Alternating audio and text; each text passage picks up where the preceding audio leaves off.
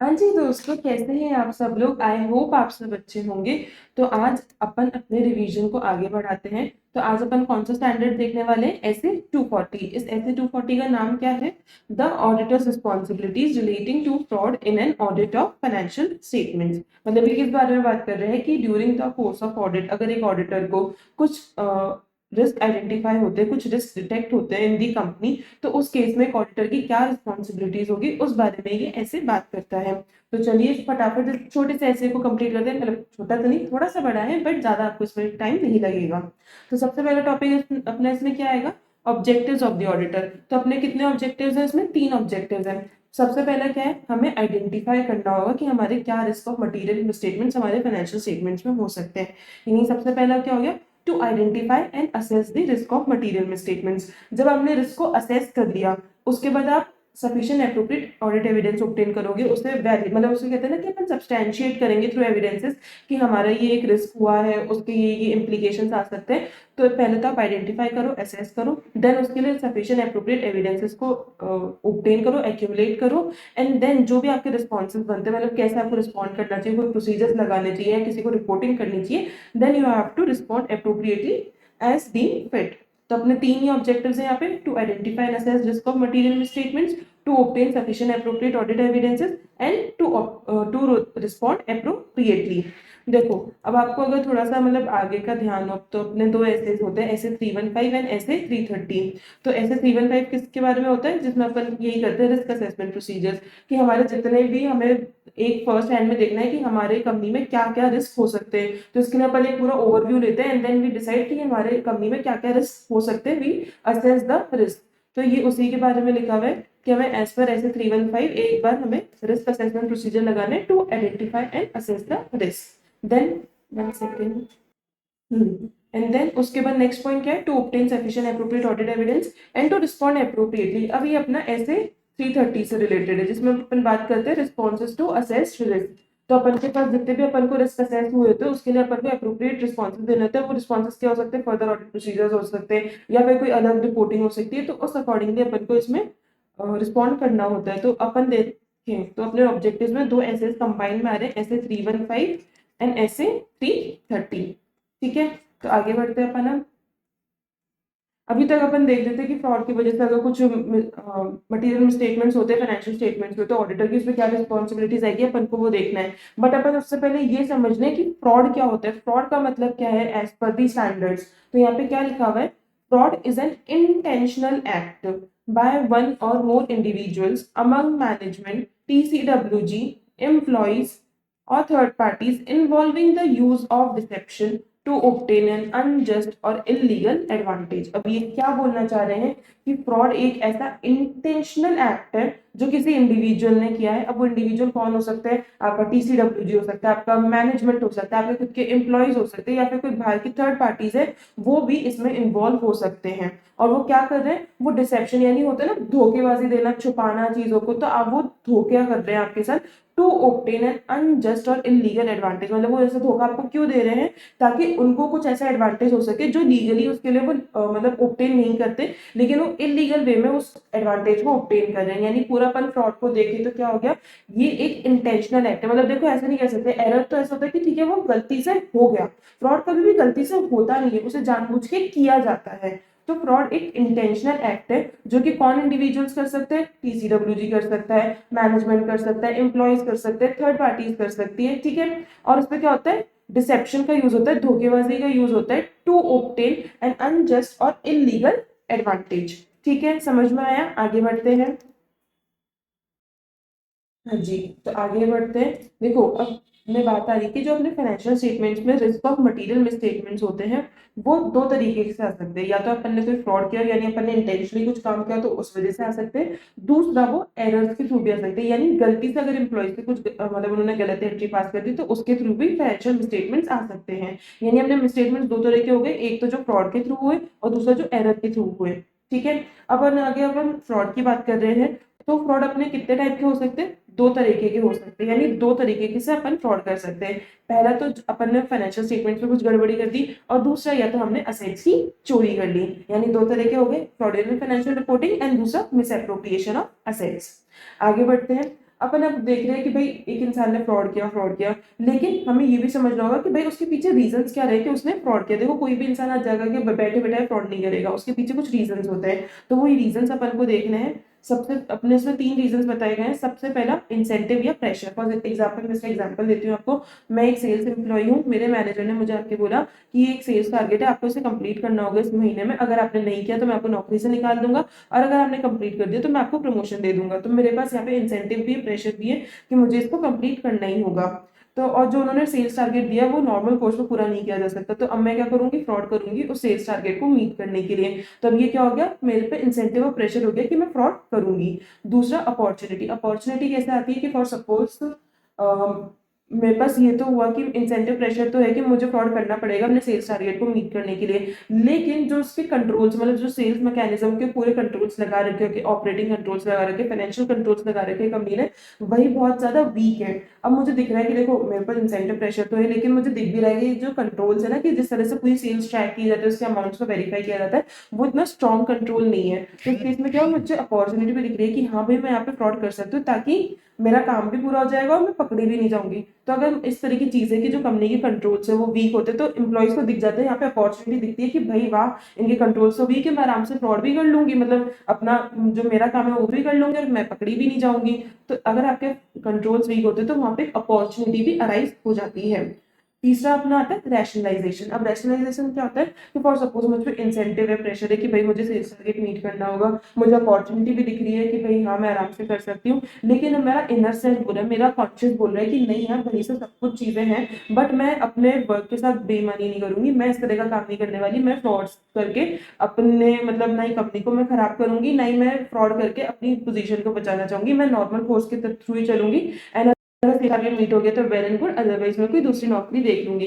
थोड़ा सा हाइपोथेटिकल है, थोड़ा सा हाइपोथेटिकल है, बट अभी इसमें दे रखा है तो अपन ठीक है पढ़ लेते हैं कि अगर आपका रेशनलाइजेशन यानी आपका इनर सेल्फ, आपका कॉन्शियस आपको बोल रहा है कि नहीं आपको फ्रॉड नहीं करना, तो वो भी एक आपका रीजन हो सकता है जिससे वजह से फ्रॉड होते हैं या फ्रॉड नहीं होते हैं। अगर आपका पब्लिक आपका मतलब कॉन्शियस आपका ऐसा बोल रहा है कि भाई ठीक है ना तेरी नौकरी बचनी चाहिए, तू तो कर ले, तेरे को अपॉर्चुनिटी भी है, इंसेंटिव प्रेशर भी है, कर ले फ्रॉड को, कोई दिक्कत नहीं है, तो इस केस में आप फ्रॉड कर लोगे। तो यहाँ पे यही 3 अपने पास मतलब आप इसे कह सकते हो फ्रॉड रिस्क फैक्टर्स, मतलब किन वजहों से आप फ्रॉड कर सकते हो। इंसेंटिव प्रेशर हो, अपॉर्चुनिटी दिख रही हो, और आपका इनर सेल्फ यानी आपका रैशनलाइजेशन टू एक्ट। ठीक है आगे बढ़ते हैं। अब नेक्स्ट टॉपिक देखते हैं, क्या है अपना नेक्स्ट टॉपिक। हाँ 1 second. How financial fraudulent financial reporting में बी कॉज्ड बाय एंटिटीज। अब ये क्या बोल रहे हैं कि किन किन वजहों से, किन किन तरीकों से फ्रॉडुलेंट फाइनेंशियल रिपोर्टिंग यानी अपने फ्रॉड का एक पार्ट यानी फ्रॉडुलेंट फाइनेंशियल रिपोर्टिंग की जा सकती है। तो अपने यहाँ पे नीचे पॉइंट्स दे रखे हैं।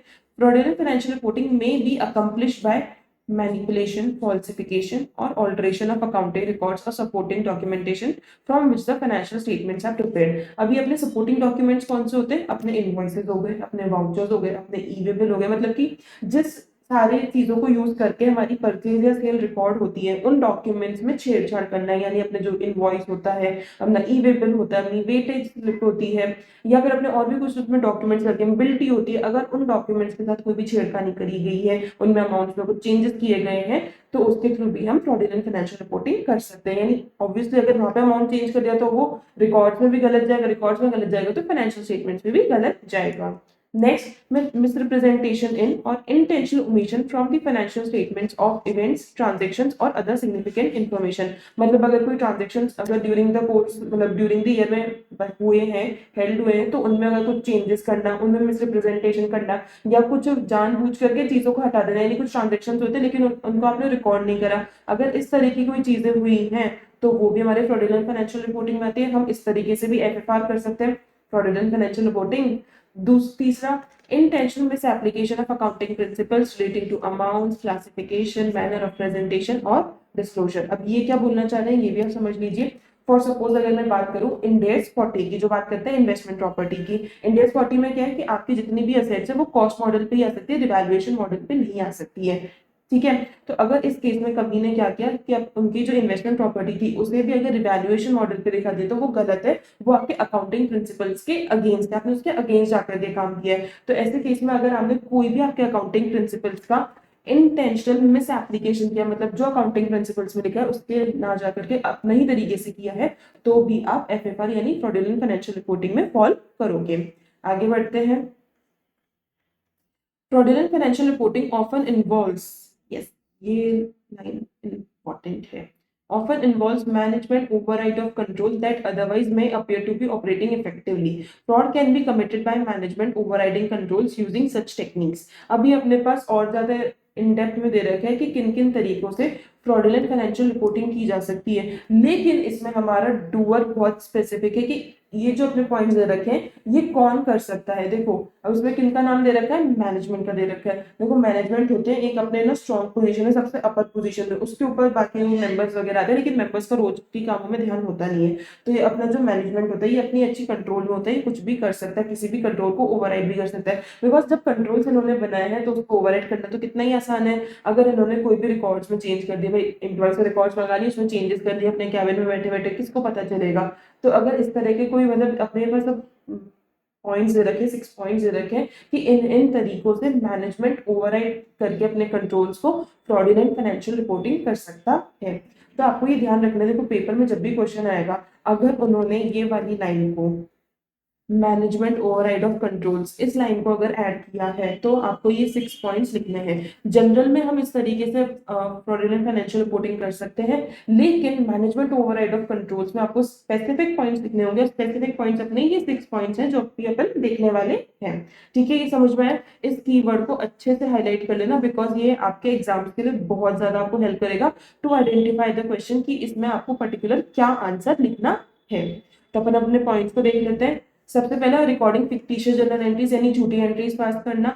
दूसरा इनएप्रोप्रिएटली एडजस्टिंग असम्पशंस और changing judgments used to estimate account balances, मतलब जिसमें हम अपने एस्टिमेट्स बनाते हैं, प्रोविजंस होते हैं, डेप्रिसिएशन का मतलब प्रोविजन फॉर डेप्रिसिएशन होता है, बेड डेट्स का प्रोविजन फॉर बेड डेट्स होता है। अगर ऐसे केसेस में हम जो असम्पशंस ले रहे हैं या फिर हमारे जो जजमेंट्स है अगर उनमें कुछ ऐसे चेंजेस कर रहे हैं जो कि सबने अप्रूव नहीं किए थे, ना ही वो मार्केट स्टैंडर्ड्स के अकॉर्डिंग थे, तो ऐसे केस में वो भी हमारे एफएफआर में आता है। तीसरा ओमिटिंग एडवांसिंग और delaying recognition in the financial statements of events और ट्रांजैक्शंस, मतलब हम जानबूझ के हमारे जो ट्रांजैक्शंस हुए हैं उनको नहीं दिखा रहे हैं, नहीं छुपा रहे हैं, या फिर उनको जल्दी बुक कर रहे हैं या फिर देर से बुक कर रहे हैं। देखो जल्दी और देर से बुक अपन क्यों करते हैं, फॉर सपोज अगर कोई खर्चा 31 मार्च तक आना था, अब हमने उससे 1 अप्रैल की बात की है तो वो खर्चा नेक्स्ट ईयर चला गया, नेक्स्ट ईयर में उसका बेनिफिट उठाएंगे टैक्स में, लेकिन हमें ऐसा है कि नहीं हमें आज ही चाहिए तो हम उसको बैंक में रिपोर्ट कर लेंगे। तो इस तरह के अगर हमने ट्रांजेक्शन करे हैं तो वो भी हमारे एफएफआर में आते हैं।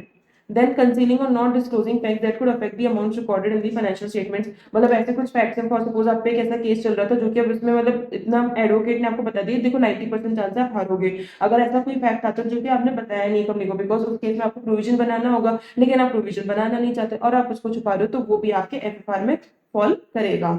Then engaging in complex transaction, मतलब कॉम्प्लेक्स ट्रांजेक्शन, एक कंपनी ने दूसरे को कुछ बेचा, दूसरे ने तीसरे को, तीसरे ने चौथे को, इस तरह से 10 कंपनीज की चेन बन गई। तो भाई पहले ने कब बेचा था वो कंपनी, मतलब वो अथॉरिटीज को जब तक फाइंड आउट कर पाएंगी ये वाली जो पहली कंपनी थी तो पार हो चुकी होगी, निकल चुकी होगी, कहीं विदेश में जाके बैठ जाएगी विजय माल्या की तरह। तो अगर इस तरह का केस है तो वो भी आपके एफएफआर में फॉल करता है। Then altering records in terms related to significant and unusual transactions, यानी आपके अगर ड्यूरिंग द ईयर में कुछ इस तरह के सिग्निफिकेंट मतलब होते हैं ना नॉन रेकरिंग ट्रांजेक्शन जो साल में एक बार या फिर 2-3 साल में एक बार होते हैं, तो अगर इस तरह के कोई ट्रांजेक्शन हुए और उनके जो रिकॉर्ड्स यानी कोई अकाउंटिंग रिकॉर्ड्स उनमें आपने कुछ ऑल्टरेशन किया है तो वो भी आपका फ्रॉडुलेंट फाइनेंशियल रिपोर्टिंग के अंदर फॉल करेगा। आगे देखते हैं। अब अपना आ गया मिस एप्रोप्रिएशन ऑफ असेट्स का। इसमें पूछा बोला गया है कि अब आप मिस एप्रोप्रिएशन ऑफ असेट्स यानी असेट्स की चोरी कैसे कर सकते हो। 1 सेकेंड गाइस। हाँ देखो, तो अब ये मिस एप्रोप्रिएशन ऑफ असेट्स के लिए क्या बोल रहे हो, देखो आप कभी भी असेट की चोरी ऐसे नहीं कि आपने कोई बड़ी सी मशीन उठा करके आपने चोरी कर ली, नहीं भाई वो पॉसिबल नहीं है। आप कैसे असेट्स को चोरी करोगे, जो थोड़े साइज में छोटा आपकी जेब में ही आ सके या फिर जिनका मतलब जो जेब में आ सके और जिनका अमाउंट बहुत ज्यादा बड़ा हो, तो इस तरह की असेट्स आप चोरी कर सकते हो। इसमें आप इन्वेंट्री को भी ले सकते हो, फॉर सपोज आप ज्वेलरी सेक्टर में हो तो ऐसा मतलब जो आपकी इन्वेंट्री होती है वो तो कितनी छोटी होती है लेकिन उसकी वैल्यू कितनी ज्यादा होती है, तो इस तरीके की आप चोरी आराम से कर सकते हो। अब इसमें ये लिखा हुआ है कि आप किन किन तरीकों से और आपकी एप्रोप्रिएशन ऑफ असेट्स की चोरी कर सकते हो। एंड हाँ एक चीज याद रखना, कैश भी आपका एक तरह का असेट है, करंट असेट है ना आप लोग का, तो वो भी आपका मतलब अगर आपने उसकी भी चोरी करी है तो वो भी आपका मिस एप्रोप्रिएशन ऑफ असेट्स में आएगा। सबसे पहला एम्बेजलिंग रिसीट्स, यानी मतलब जितना भी कंपनी के पास कोई पैसा आया है किसी कस्टमर से उसको चोरी कर लेना। फॉर सपोज किसी कस्टमर से पैसा आया था, लेकिन वो पैसा तो मैंने रख लिया और जो कस्टमर का अकाउंट था उसमें मैंने बैड डेट्स दिखा दिए, तो वो पैसा तो मेरे पास आ गया ना। तो इस तरह के अगर हमने काम किए तो वो आपके मिसएप्रोप्रिएशन ऑफ एसेट्स में आएंगे। नेक्स्ट, स्टीलिंग फिजिकल असेट्स और इंटेलेक्चुअल प्रॉपर्टी, यानी जो असेट्स है उनकी आपने चोरी कर ली, जो स्मॉल इन साइज तो है लेकिन उनकी वैल्यू बहुत ज्यादा है। Then causing an entity to pay for goods and services not received, मतलब आपने एंटिटी से कुछ ऐसे गुड्स या सर्विसेज के लिए पेमेंट कर दी जो कभी कंपनी को मिले ही नहीं थे, यानी वो पैसा कहाँ गया, आपकी जेब में गया। यानी हमने जो अकाउंट मतलब आपको पेमेंट करना था कंपनी के थ्रू, आपने वो इसमें पेमेंट के लिए जो अकाउंट था वो किसका डाल दिया, खुद का डाल दिया, फिर हमने किसी रिलेटिव का डाल दिया और वो पैसा किसके पास चला गया, आपके पास आ गया। यानी आपने एंटिटी को किसी ऐसे गुड्स या सर्विसेज के लिए पेमेंट करवा दिया जो कंपनी को कभी मिले ही नहीं थे। Then using an entity's assets for personal use, इसका एग्जांपल तो भाई सीए स्टूडेंट अच्छे से समझ सकता है। ऑफिस के प्रिंटर को अपने बुक्स छापने के लिए यूज करना, भाई मैंने भी बहुत किया है। अगर हमारा जो मतलब फॉर्म का प्रिंटर होता था उससे हम अपने पूरी पूरी बुक्स को, अपने पूरे पूरे नोट्स को हम पूरा प्रिंट कर देते थे।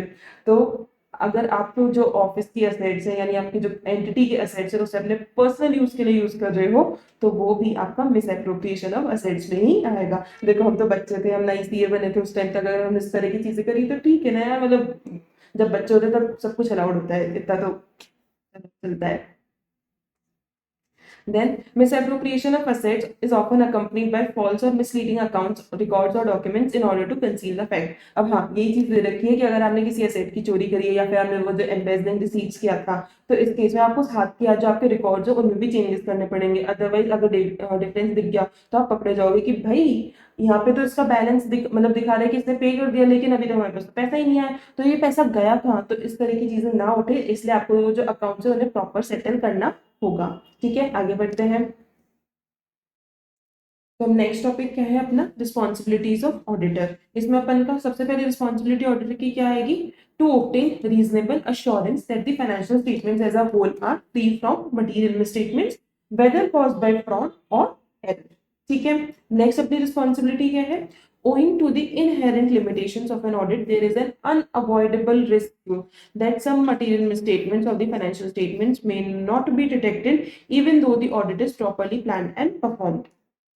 हाँ, तो ये क्या बोल रहे हैं कि अगर आपको थोड़ा सा अपने इंटरमीडिएट का ध्यान हो तो उसमें अपन ने इनहेरेंट लिमिटेशंस ऑफ ऑडिटर पढ़े थे, तो ये उसी से रिलेटेड यहाँ पे बोल रहे हैं कि वो जो हमारे इनहेरेंट लिमिटेशंस होते हैं इस वजह से हो सकता है कि कुछ ऐसे रिस्क हों जो हम फाइंड आउट नहीं कर पाए, हम डिटेक्ट नहीं कर पाए, भले ही हमने अपनी जो ऑडिट को प्रॉपरली प्लान भी किया था, प्रॉपरली उसे एग्जीक्यूट भी किया, परफॉर्म भी किया है in according with standards of auditing. ठीक है, आगे इस पर देखते हैं। The risk of not detecting a material misstatement resulting from fraud is higher than the risk of not detecting one resulting from error.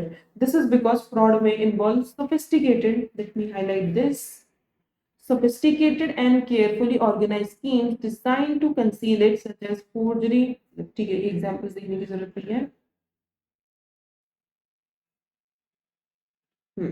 अब यहाँ पे क्या लिखा हुआ है कि देखो अगर इनहेरेंट लिमिटेशंस की वजह से आपने कुछ रिस्क आइडेंटिफाई नहीं करे, तो अब अगर उस रिस्क में कुछ ऐसे रिस्क हैं जो कि एरर की वजह से हुए और कुछ रिस्क ऐसे हैं जो फ्रॉड की वजह से हुए हैं, तो वो रिस्क जो हमने एरर को हम फाइंड आउट नहीं कर पाए वो इतना ज्यादा नहीं है बिकॉज वो गलती से हुआ था, किसी का इंटेंशन नहीं था और वो इतने बड़े भी नहीं होते। लेकिन अगर आपने कोई फ्रॉड था वो रिस्क को आप आइडेंटिफाई नहीं कर पाए, मतलब वो आपने मतलब रिस्क रह गया कि हमने फ्रॉड को आइडेंटिफाई नहीं किया, तो वो बड़ा हो सकता है बिकॉज उसमें बहुत सारे लोग भी इन्वॉल्व हो सकते हैं, उन्होंने हो सकता है किसी कंट्रोल का ब्रीच भी किया हो, तो उसे फाइंड आउट करना बहुत जरूरी होता है। और अगर आपने उसे फाइंड आउट नहीं किया तो वो बहुत बड़ी आगे चल के लाइबिलिटी बन सकती है, मतलब बहुत बड़ा कोई ना हो सकता है, ऐसा फ्रॉड टाइप भी बाहर आ सकता है। तो इस चीज का थोड़ा सा ऑडिटर को ध्यान रखना होता है कि भाई ठीक है, एक बार एरर के थ्रू हुए फ्रॉड को मतलब एरर के थ्रू हुए मिसस्टेटमेंट को छोड़ मतलब रह जाए तो चलेगा, लेकिन फ्रॉड के थ्रू हुई हुई चीजों को हमें पक्का पक्का पकड़ना ही होगा।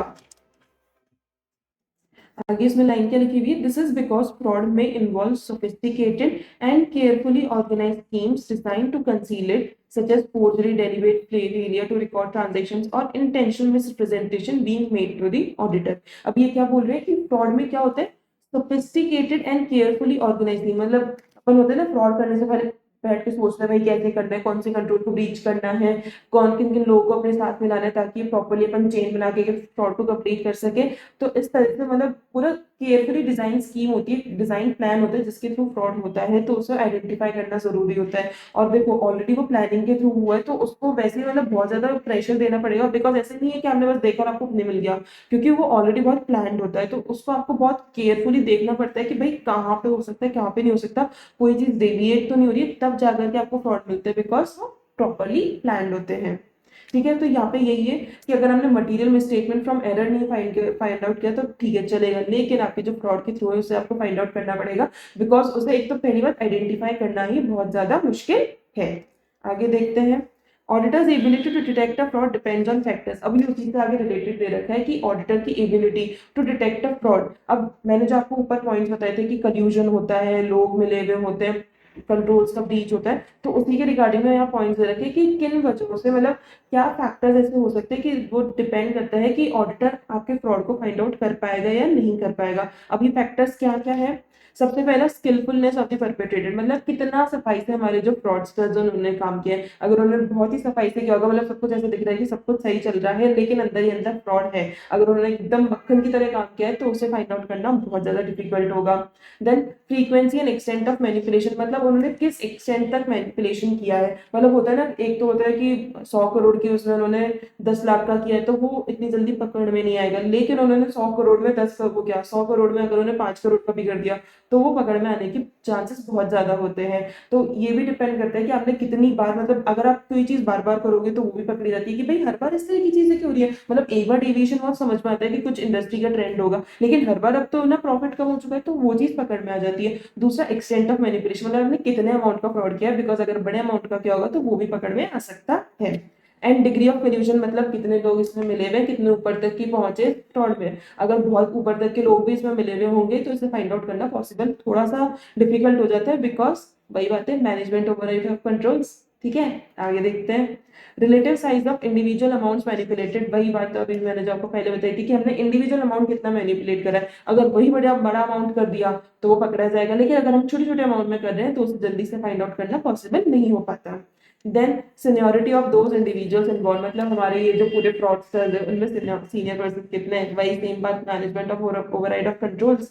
तो ये अपने इतने फैक्टर्स दे रखे थे, आई थिंक ये अपने कितने 1 2 3 4 5, हाँ 5 फैक्टर्स है जो कि ये बताते हैं कि हम ऑडिटर आपकी जो फ्रॉड है उसे फाइंड आउट कर पाएंगे, हमारी इतनी एबिलिटी है कि हम आपके फ्रॉड को फाइंड आउट कर पाएंगे। तो उसके कुछ फैक्टर्स होते हैं जो कि हमारी कंपनी के अंदर ही होते हैं। तो वही सारे फैक्टर्स यहाँ पे गिवन थे, ये मैंने आपको ऑलरेडी ब्रैकेट्स बना के दे दिए हैं, आपको इन ब्रैकेट्स के अकॉर्डिंग पॉइंट्स में ही ऐसे याद करना है। एंड ऐसे मतलब जिस क्रोनोलॉजी में इसी क्रोनोलॉजी में आप याद कर लोगे आपको एकदम फिट हो जाएगा। आगे देखते हैं, the risk of the auditor not detecting a material misstatement resulting from management fraud is greater than the employee fraud, because management is frequently in a position to directly or indirectly manipulate accounting records, present fraudulent financial reporting, or override control procedures designed to prevent similar frauds by other employees. अब ये क्या बोल रहे हैं, देखो अपन ने पहले बोला कि अगर हमने फ्रॉड के थ्रू ही मिसस्टेटमेंट्स को फाइंड आउट नहीं किया तो वो ज्यादा रिस्क होगा rather than being through error. अब उसमें फ्रॉड में भी आगे बात कर रहे हैं कि फ्रॉड में भी दो तरह के हो गए, या तो एक एम्प्लॉय ने फ्रॉड किया, एक दूसरा हो गया मैनेजमेंट ने फ्रॉड किया। तो वही बात हो गई, अगर आपने मैनेजमेंट के फ्रॉड को फाइंड आउट नहीं किया तो वो बहुत ज्यादा हानिकारक हो जाएगा कि भाई, क्योंकि वो तो मेजर प्लेस में है, और अगर उन्होंने कोई फ्रॉड भी किया होगा तो वो तो बड़े अमाउंट में ही होगा। तो अगर आपने इस तरह की चीज आप फाइंड आउट नहीं कर पाए तो वो बहुत बड़ा रिस्क बनता है। एम्प्लॉय फ्रॉड, देखो एम्प्लॉय में ऐसा होता है कि ऑलरेडी उसके मैनेजमेंट उसे देखे होते हैं, तो एक बार के लिए इतना पॉसिबल नहीं हो पाता कि एम्प्लॉय करके फ्रॉड कर पाए, और स्टिल वो कर रहा है तो वो छोटे अमाउंट में या फिर ऐसे नेग्लिजिबल अमाउंट में ही कर पाएगा, बिकॉज बड़े उसमें किया तो वो पकड़ा जाएगा। तो अगर हमने एक एम्प्लॉय के फ्रॉड को जल्दी से फाइंड आउट नहीं किया तो वो ठीक है, फिर भी एक बार के लिए अंडरस्टैंडेबल है। बट अगर हमने मैनेजमेंट के फ्रॉड को फाइंड आउट नहीं किया तो वो तो भाई बहुत बड़ी गड़बड़ी निकलेगी आगे की, पता चला वो सत्यम वाला केस हो गया। तो मैनेजमेंट के फ्रॉड को फाइंड आउट करना बहुत जरूरी होता है, और वो ज्यादा डिफिकल्ट भी होता है, बिकॉज वही सेम बात है, मैनेजमेंट ओवरराइड ऑफ कंट्रोल्स वो इस पोजीशन में होते हैं कि वो अकाउंटिंग रिकॉर्ड्स में चेंजेस कर सकते हैं, कंट्रोल्स में चेंजेस कर सकते हैं, वो पूरा ओवरऑल उसमें कैसे भी अपने अकॉर्डिंग मैनिपुलेट कर सकते हैं। तो उस फ्रॉड को आइडेंटिफाई करना भी डिफिकल्ट होता है, लेकिन आपको उसे किसी न किसी करके फाइंड आउट तो करना पड़ेगा, बिकॉज उसका रिस्क बहुत बड़ा होता है। आगे देखते हैं, हाँ जी, तो अपना नेक्स्ट टॉपिक क्या है? फ्रॉड रिस्क फैक्टर्स है, ये मैंने आपको पहले ही बता दिया था, incentive, pressure, opportunity, rationalisation. But अब उसके कुछ एग्जांपल्स दे रखे हैं जो बुक के एग्जांपल्स हैं, तो वो मैं आपको एक बार दिखा देती हूँ। तो इसमें अपने दो फैक्टर्स के रिगार्डिंग बात हो रही है, इंसेंटिव, प्रेशर एंड अपॉर्चुनिटी। तो इसमें पहला क्या है, need to meet expectation of third parties to obtain additional equity financing. मतलब उन्हें कुछ एडिशनल इक्विटी फाइनेंसिंग चाहिए, तो उसके लिए थर्ड पार्टी ने उनके सामने कुछ कंडीशन रखी होगी, तो उस कंडीशन को मीट आउट करने के लिए उन्हें फ्रॉड करना पड़ सकता है। तो ये अपना क्या हो गया, प्रेशर हो गया कि उनको पैसा चाहिए, इक्विटी फाइनेंसिंग चाहिए, तो इस केस में वो फ्रॉड कर सकते हैं। Then the granting of significant bonuses with unrealistic profit targets. ये तो मैंने आप लोगों को शायद बताया था अपना सेल्स वाला एग्जाम्पल से, कि अगर मैंने टारगेट मीट आउट कर दिया तो मुझे प्रमोशन देंगे। तो ये यहाँ पे वही एग्जाम्पल है जिसमें हमारा इंसेंटिव है। मैंने आपको दोनों तरीके से बताया था, इंसेंटिव प्रेशर की तरीके से। इन्होंने प्रेशर का एग्जाम्पल अलग दिया है और मैंने मतलब इंसेंटिव वाला एग्जाम्पल वही है जो मैंने आप लोगों को दिया था। Then a control environment that is not effective may create an opportunity to commit fraud. मतलब वही कंट्रोल एनवायरमेंट वाला, कि अगर आपके कंट्रोल्स वीक होंगे तो हमें एक अपॉर्चुनिटी दिखेगी कि हाँ, हम आराम से अपना फ्रॉड कर सकते हैं और हम पकड़े भी नहीं जाएंगे। सो गाइस, आज के लिए वीडियो अपन यहीं पर रखते हैं। आई नो वीडियो थोड़ा सा शॉर्ट है, बट मेरा पहले ये था कि मैं आपको ऐसे 240 एक साथ पूरा प्रोवाइड कराऊं, but due to some reasons मुझे इसको आपको हाफ हाफ में प्रोवाइड कराना पड़ेगा। आई वॉज थिंकिंग कि आज मेरा आधा रिकॉर्ड हो चुका है, कल मैं आपको आधा रिकॉर्ड करके एक साथ प्रोवाइड करा दूंगी। बट यार, आप लोग भी पढ़ रहे हो, तो आई नो कि आप लोग को थोड़ा रेगुलरिटी में वीडियोस चाहिए। तो कोई बात नहीं, मैं आप लोग को पार्ट्स में से प्रोवाइड करा रही हूँ, कल मैं आपको पूरा कंबाइन प्रोवाइड करा दूंगी। आज के लिए मैं आपको फर्स्ट पार्ट रिकॉर्ड करके अपलोड कर रही हूँ, ताकि आप लोग का भी रेगुलरिटी नहीं टूटे। एंड आई नो थोड़ा सा डिले मेरे पार्ट पे है कि आप लोग के एग्जाम्स मई में है, तो मुझे अभी तक आपको पूरा कंप्लीट करा देना चाहिए था कोर्स। बट कोई बात नहीं, मैं पूरा ट्राई करूंगी कि मैं आप लोग के जितने भी मेजर एसेज है, देखो प्रोफेशनल एथिक्स पूरा हो चुका है, तो वो अपना एक मेजर पार्ट था जो कि अपना 15 से 20 मार्क्स का रखता है, वो अपना कंप्लीट हो चुका है। तो अब मेरे जो बाकी के बिग एसेज हैं उनको भी मैं आपको कवर करा दूंगी। एंड देन फिर अपन के जो बाकी के छोटे छोटे चैप्टर, मतलब जो अदर चैप्टर्स है other than standard, other than professional ethics, अपन उनको भी देख लेंगे। लेकिन एक बार फिर जो अपने मेजर मार्क्स कॉन्स्टिट्यूट करते हैं उन एसेज को अपन फटाफट से कंप्लीट कर लेते हैं। तो आज के लिए तो अपन ये चैप्टर का हाफ पार्ट देखते हैं, एंड देन कल आपको मैं पूरा कंबाइंड वीडियो प्रोवाइड करा दूंगी। तो ठीक है, अभी के लिए मैं आप लोगों से विदा लेती हूँ। आई होप मुझे इसी तरह से आप लोगों का सपोर्ट मिलता रहेगा। So this is C Nandini Gupta signing off. Bye bye.